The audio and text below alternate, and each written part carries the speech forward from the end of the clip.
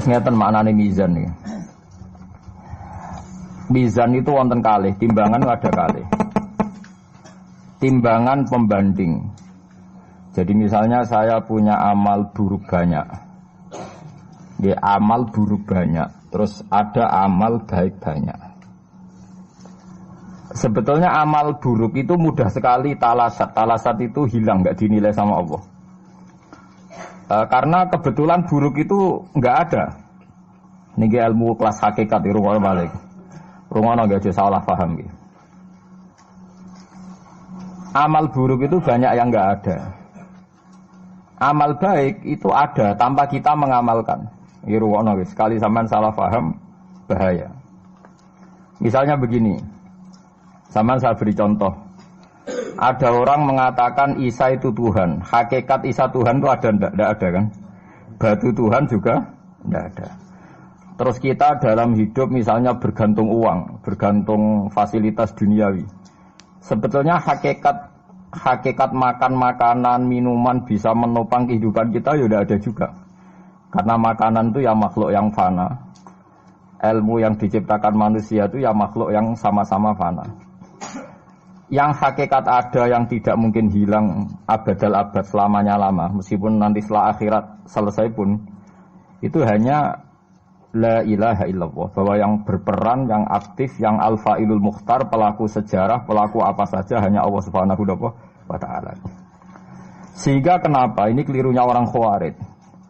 Sehingga kenapa orang yang dalam hidupnya pernah meyakini la ilaha illallah secara ikhlas dan benar. Saya ulang lagi. Satu kali pun orang dalam hidup pernah meyakini la ilaha illallah secara ikhlas dan benar. Itu mbok atusan taun ning nggone neraka, tetap nanti itu masuk swarga. Mergo kebatilan yang ia lakukan itu dianggap tidak ada. Kenapa dianggap tidak ada? Memang hakikat kebatilan itu tidak ada. Yang ada adalah la ilaha illallah. Itu enak nglakoni barang batil. Barang batil itu tidak ada. Makanya disebut dalam Quran qul ja'al haqqu wa ma yubti'ul batilu wa ma yu'id. Yang ada di dunia dan akhirat itu hanya barang hak. Yaitu Allah itu wujud, Allah itu pemeran utama, Allah itu segala-galanya. Lainnya itu barang batil. Barang batil itu barang yang enggak ada tapi oleh manusia yang salah dianggap apa? Ada. Nah, sehingga barang batil ini sekali Allah menghendaki kalimat la ilaha illallah itu sampean baca secara ikhlas. Itu barang-barang batil yang pernah kita lakukan itu otomatis hilang. Tanpa dihilangkan pun barang itu tidak pernah ada. Yaitu itu disebut barang nopo? Disebut barang nopo? Batil. Makanya di sebagian ayat disebut bal naqdhifu bil haqqi 'alal batili fayadmaghuhu fa idza huwa zahid. Niki ilmu kelas tinggi. Sehingga kenapa orang-orang kafir yang menyembah batu, menyembah Isa nanti masuk neraka? Sebetulnya Allah itu memasukkan mereka ke neraka itu hanya karena Allah ingin bilang gini tok. Sudah ya kamu di neraka saja. Kamu kan menuhankan batu, menuhankan Isa, ya silahkan minta tolong Tuhan kamu, itu saja. Artinya andikan mereka betul-betul yang dituhankan itu Tuhan, Allah juga senang. Kalau itu menjadi rival, dia menjadi rival Tuhan maksudnya, yang bisa menselamatkan. Niki rungokno nggih mumpung sampeyan rong ning akhirat. Mboten niki ijazah kula nu mujarab tenan. Kata Imam Ghazali kula nu jeling tenan. Kenapa Imam Ghazali disebut Hujatul Islam? Sama nak kepen syukur iku gampang. Duit ra duwe, utang wakeh, jatuh tempo, bojo wani, anak kecewa di bapak kowe, terus mentek ngamek kowe. Niku jari Imam Ghazali kena sekarang ana nikmat moro kuburan. Moro kuburan terus kamu berkeyakinan bahwa semua yang sudah mati itu sangat-sangat berkeinginan hidup meskipun hanya 1 jam. Wong sak donya mulai Nabi Adam nganti saiki kabeh berharap dihidupkan lagi meskipun 1 jam karena ingin membenahi kalimat tauhid la ilaha illallah. Lah kowe iku jek urip. Lah kowe iku jek urip. Berarti wong sak miliar-miliar sing wis mati iku iri mbek kowe mergo kowe jek urip. Nah, berarti terus gue syukur ya Allah, apapun masalahnya di dunia saya ini hilang semua mergo kula ijek urip. Kula baleni malih. Dengan demikian kowe muni alhamdulillah aku fasih. Piye wae kowe iku duwe nikmat rupa-rupane urip yang sangat diingini oleh Firaun sekalipun, oleh Namrud, oleh Qarun, orang-orang miliarder dulu, itu sangat berkeinginan sing jenenge urip. Lah kowe nyatane sakniki napa? Iki urip. Dadi ini luar biasa. Paham napa? Luar napa? Luar biasa.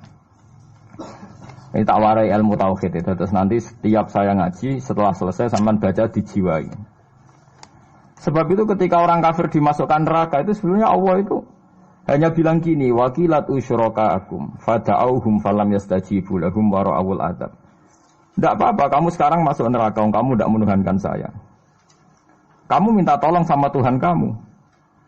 Nah, ketika demikian kita pernah menuhankan yang paling ekstrim tentu menuhankan Yesus atau menuhankan batu, menuhankan dewa-dewi.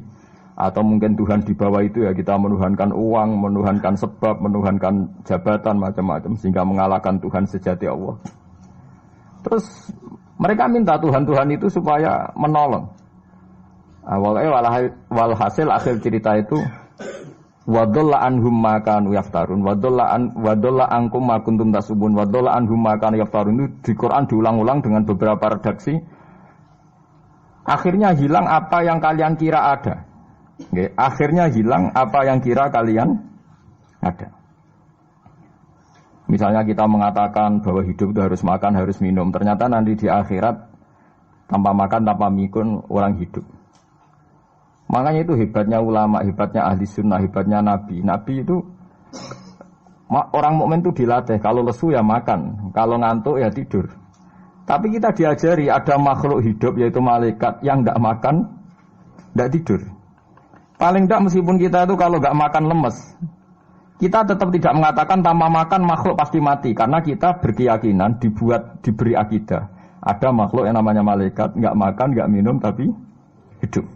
Sehingga meskipun kita mengalami kalau nggak makan itu mati, tapi tetap menyisakan satu keyakinan bahwa makan itu tidak syarat hidup. Buktinya malaikat nggak makan, hidup.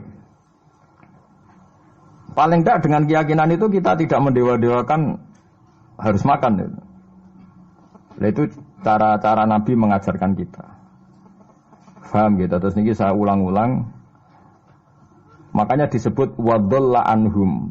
Apa yang mereka kira ada itu dari awal tidak ada. Ya, apa yang mereka dikira ada nanti di akhirat tidak ada. Lah sing ada itu tetap nopo alhamdulillah.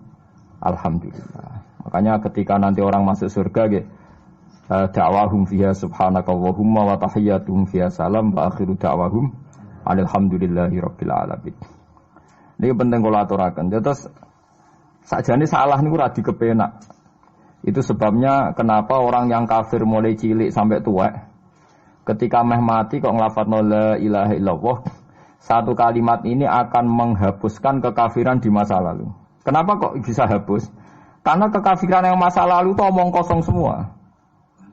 Ya toh mengatakan Isa Tuhan ya omong kosong, malaikat Tuhan ya omong kosong. Ini omong kosong semua. Barang itu kalau hakikatnya kosong hilang karena tidak ada bukti memang tidak benar. Itu kan gampang untuk menghilang. Itu padha karo wong mending ini. 3 miliar ambek 3 miliar. Iku padha karo 5 rupiah. Bariku gremeng meneh. 1 triliun mbek 1 triliun padha karo 500 rupiah. Omongan gremeng itu kan ya wong edan ngoten mawon kan. Berarti sak urip-uripe muni Isa pangeran ya edan. Muni liyane pangeran itu kan omongan ra penting semua. Meskipun yang disebut tuh miliar triliun tapi kan cara guru biji busak kan gampang globong ae wong ndak. Tapi malaikat bagian katabah, bagian nulis, iku ora wani ngobong la ilaha illallah ben kuwalat tapi ya pangeran. Makanya saya pastikan sekali sampean nglafadz la ilaha illallah itu benar. Malaikat sing sentimen mbek sampean pun ndak bisa bakar itu. Kualat den.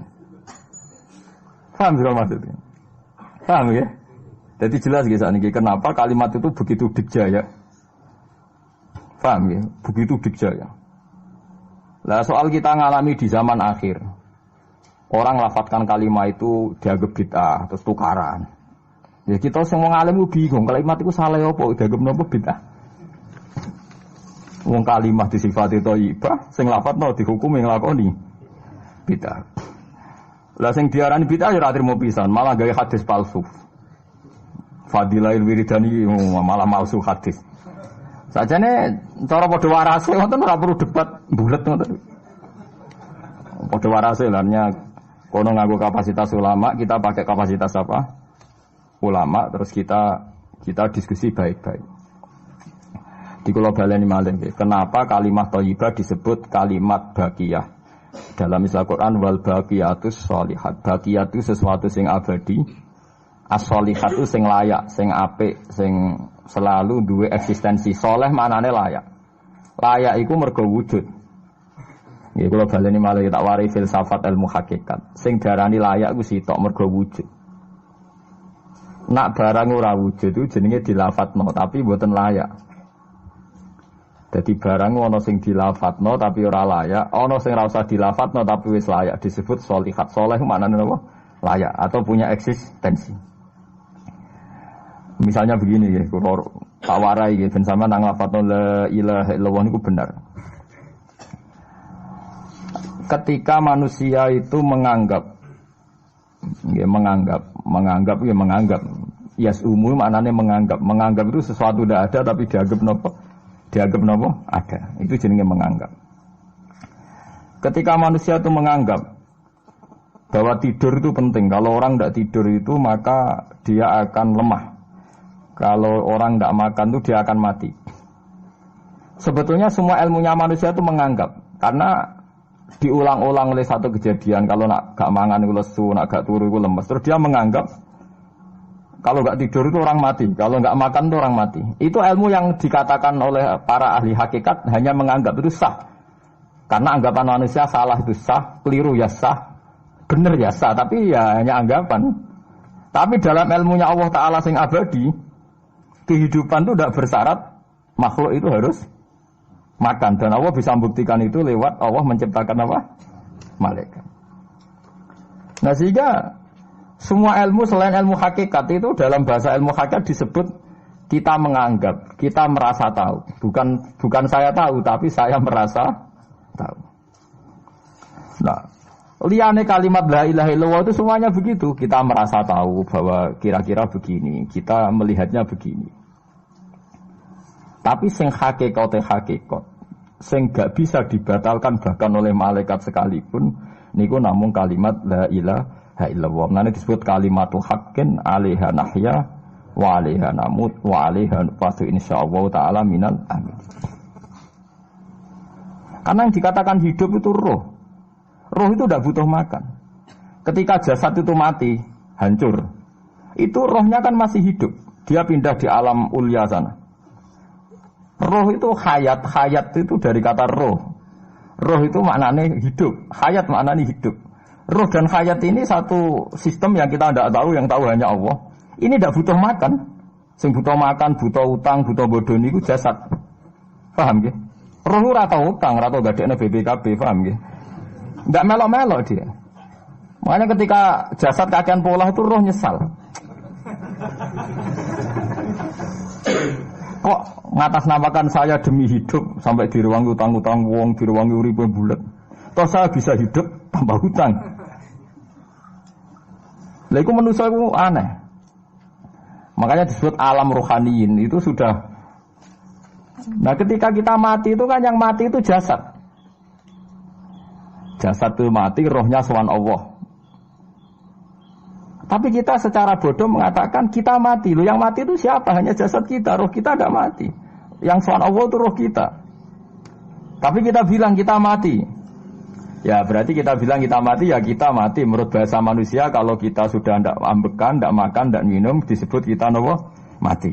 Tapi alhamdulillah kita ini mukmin, meskipun bahasakan kita mati terus bahasano mugi-mugi disepunten pangeran niki ruhe nembe sowan, mugi-mugi diwelas. Intine dekne ramuni mati.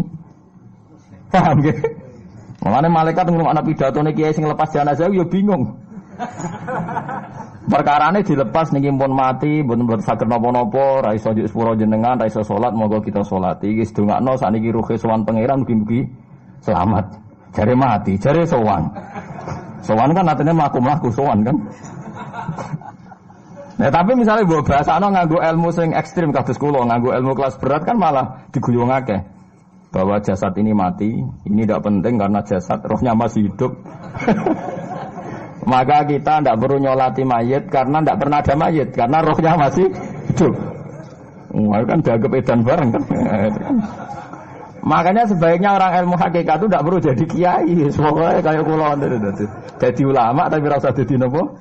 Ya, jadi kiai sampai anak sing ora paham detail-detailnya alam roh sampai alam nopo?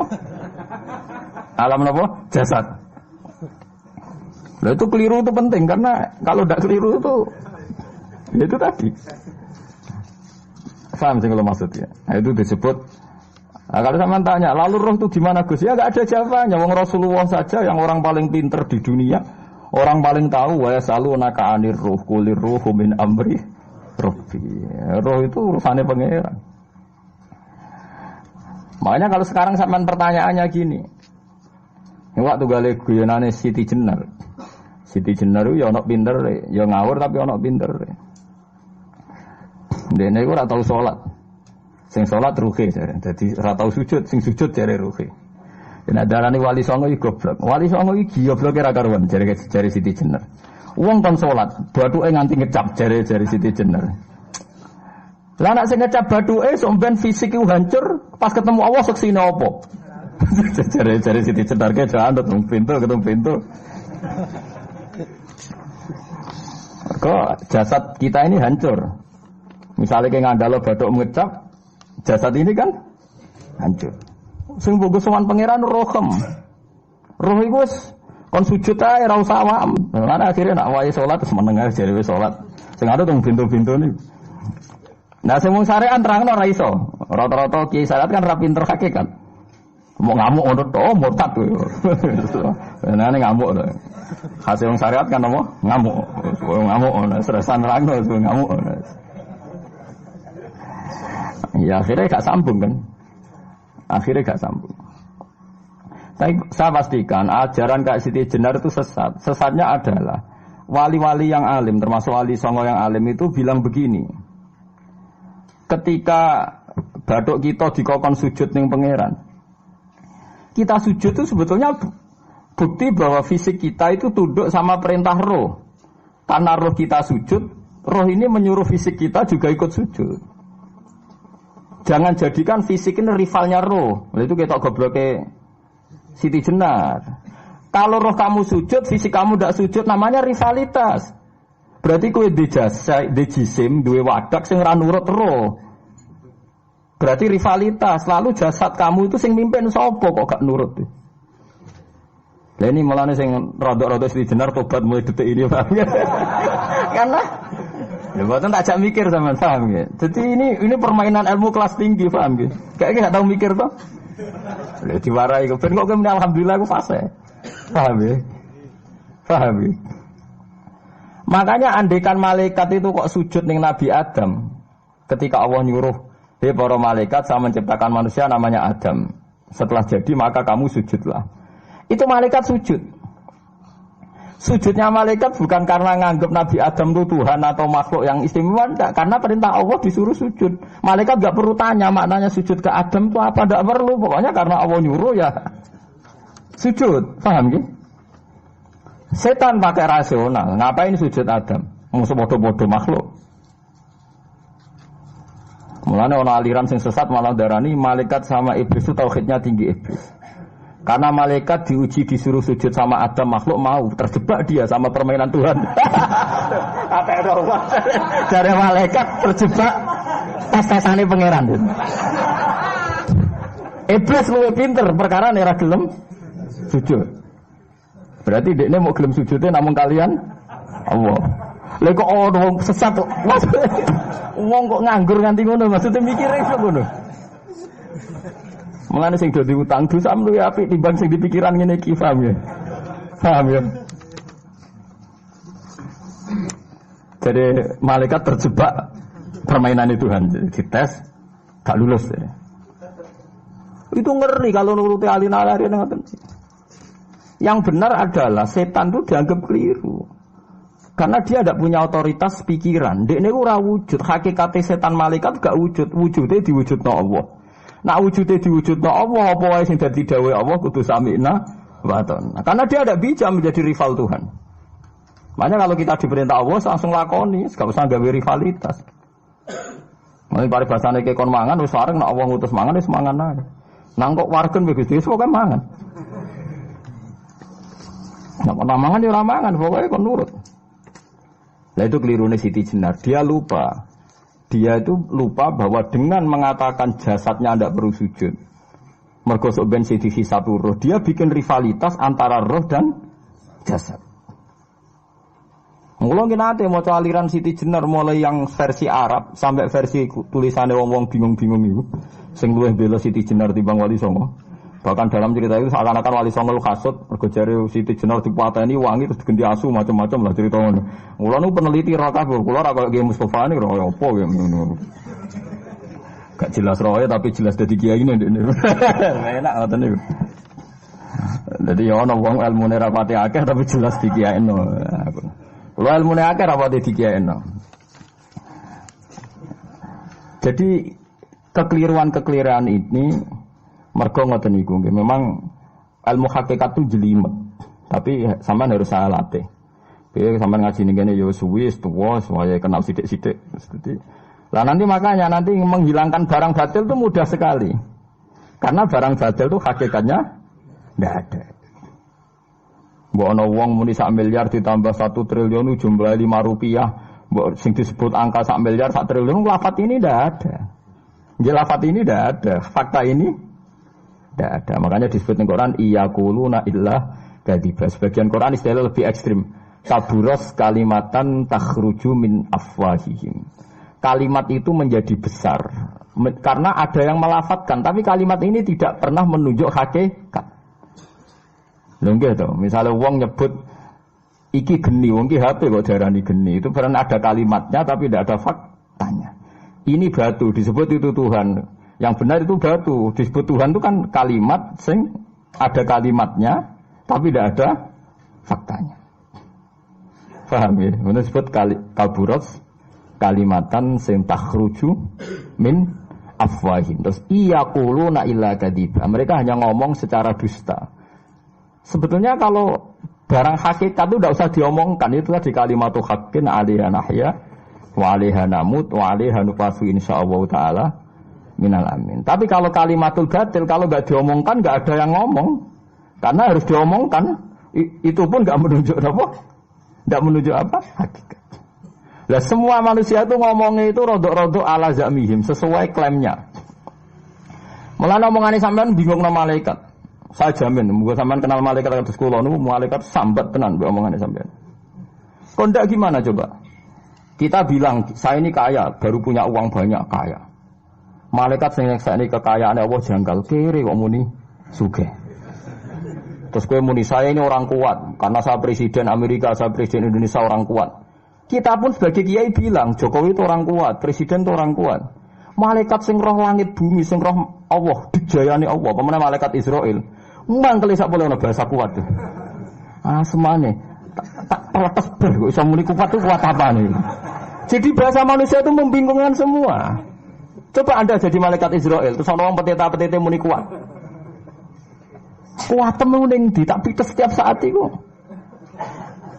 Jadi bahasa manusia itu membingungkan semua. Makanya malaikat itu kuat yang uang ngomong gak jelas. Nah, makanya mereka enggak dianggap temannya malaikat. Karena tidak wali, dia tidak tahu ilmunya malaikat. Lah wali itu tidak pernah terjebak omongan itu. Disebut ala inna auliya Allahi la khaufun alaihim. Walaupun sampai disebut nanti di antara khasih wali itu kalau meninggal tatanazzalu alaihimul malaikatu alla takhafu wa la tahzanu wa absyiru bil jannatil lati kuntum. Terus malaikat-malaikat yang di langit semuanya bilang pada wali ini nahnu auliyaukum fil hayatid dunya wa fil akhirah. Saya ini mitra kamu, saya ini teman kamu baik zaman kamu di dunia maupun di akhirat. Karena bahasanya wali dengan bahasa malaikat itu sama. Enggak pernah merasa kuat, enggak pernah merasa hebat karena malaikat itu tahu yang hebat itu Allah, tahu betul dia. Apalagi temannya Israel tahu betul. Paham ya?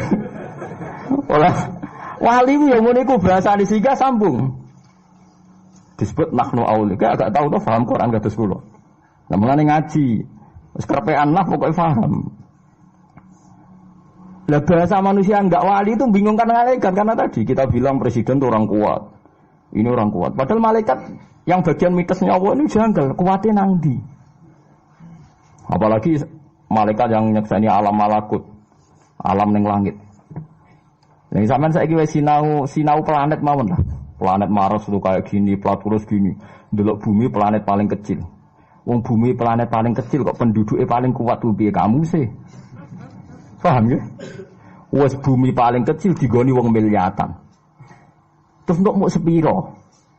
Mau untuk kok terus kuat itu kuatnya nanti. Berarti sampean membahasakan orang kuat ya gak sido bener. Orang itu ilmuwan, orang paling pinter di dunia. Pinternya ning ndi? Misalnya yang rasa pinter karena ini bisa menemukan komputer, bisa menguasai sak dunia, peneliti, handal ngene-ngene jare malaikat. Umpama ke roh ilmu sak bumi ku rong roh Mars. Aku sing nata Mars, tukang jogo. Artinya umpama ke roh tenan bumi ku rong roh planet lain dan kehidupannya di sana. Apa meneh alam malakut, alam roh. Misalnya alam kematian itu butuh ilmu 99, alam dunia mau butuh sitok. Ngendikane Nabi bandingan ilmu dunia sampai akhirat itu 99 banding 1. 1 dibagi wong sak dunia. Subhanallahi wa bihamdihi adada khalqihi wa ridha nafsihi wa zinata arsyihi midada kalimatih. Subhanallahi wa bihamdihi adada khalqihi wa ridha nafsihi wa zinata arsyihi midada kalimatih. Subhanallahi wa bihamdihi adada khalqihi wa ridha nafsihi wa zinata arsyihi murid ingkang bagus sikuli mati ngamal terus kangge